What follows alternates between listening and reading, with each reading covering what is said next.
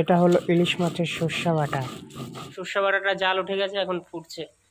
নদীর ছোট চাদা মাছ বাটা।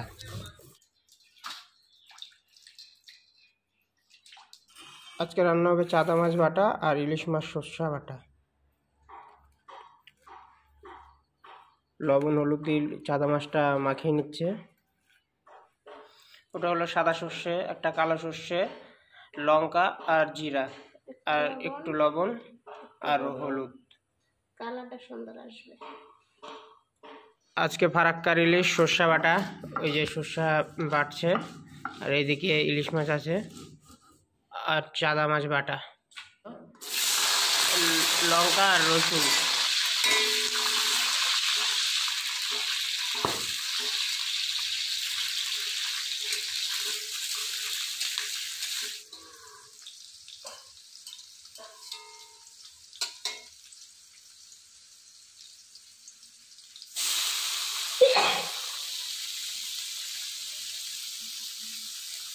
চাদা মাছ দিয়ে দিল, এটা বাটা হবে চাদা মাছ বাটা।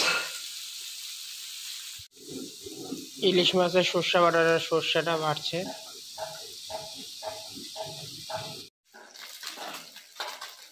চাদা মাছটা ভাজা হয়ে গেছে, এখন এটাকে বাটবে।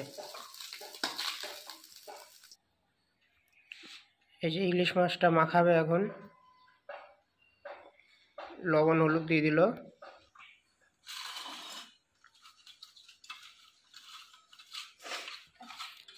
আর কড়াইতে একটু তেল দিয়ে দিয়েছে, কড়াইটা গরম হচ্ছে।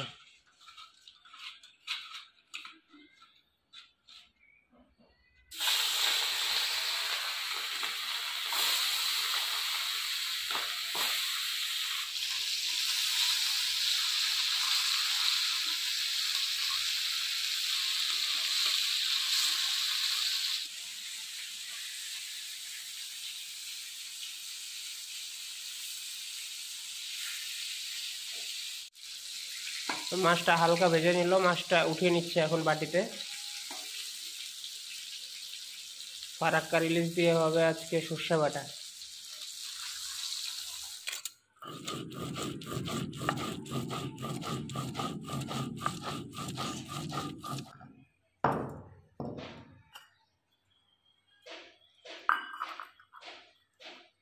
আমাদের সর্ষে বাটা রেডি। এটা দিয়ে কি মাছ মাখাবে নাকি?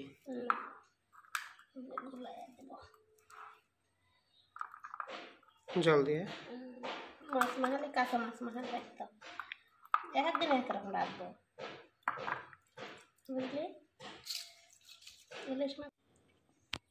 ইলিশ মাছ কত রকম ভাবে রাখা যায়? অনেক রকম ভাবে রান্না করা যায়। কাঁচা রান্না করা যায়, আবার ভাইজেও রান্না করা যায়। এদিকে সর্ষে বাটা রেডি, এটা জল দিয়ে গুলিয়ে নিয়ে তারপরে রান্না করবে।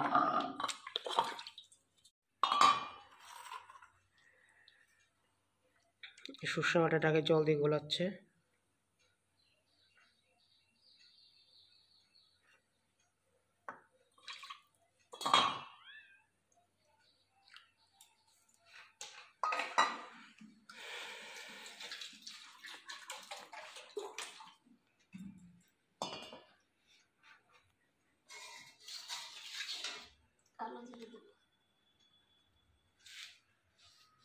তেলটা গরম হয়ে গেছে, এখন কালো জিরা দিয়ে দিল।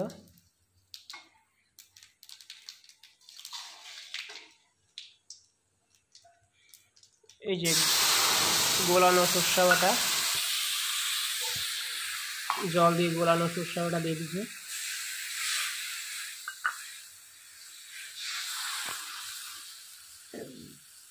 সর্ষে বাটাটা জাল উঠে গেছে, এখন ফুটছে। এখন এখানে মাছ দিয়ে দিবে। আজকের রেসিপি হলো সর্ষে বাটা ইলিশ।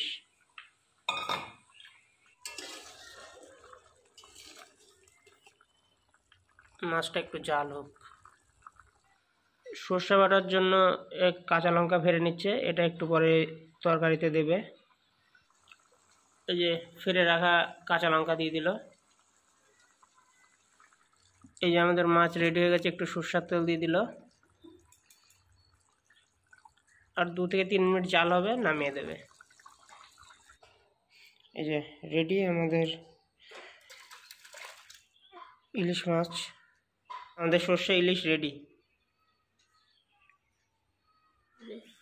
এটাতে একটু কালো জিরা ভাজবে, কারণ কালো জিরা দিয়ে চাদা মাছ বাটা, কালো জিরা রসুন লঙ্কা দিয়ে চাদা মাছ বাটবে এখন।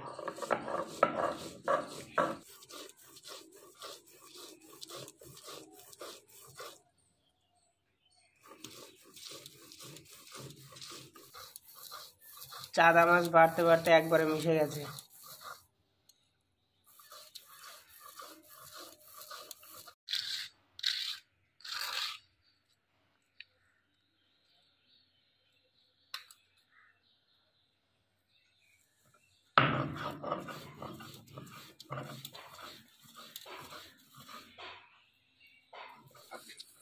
এই চাদা মাছ বাটা এটা লাস্ট রাউন্ড, দেখতে হয়ে গেছে, বাটা কমপ্লিট।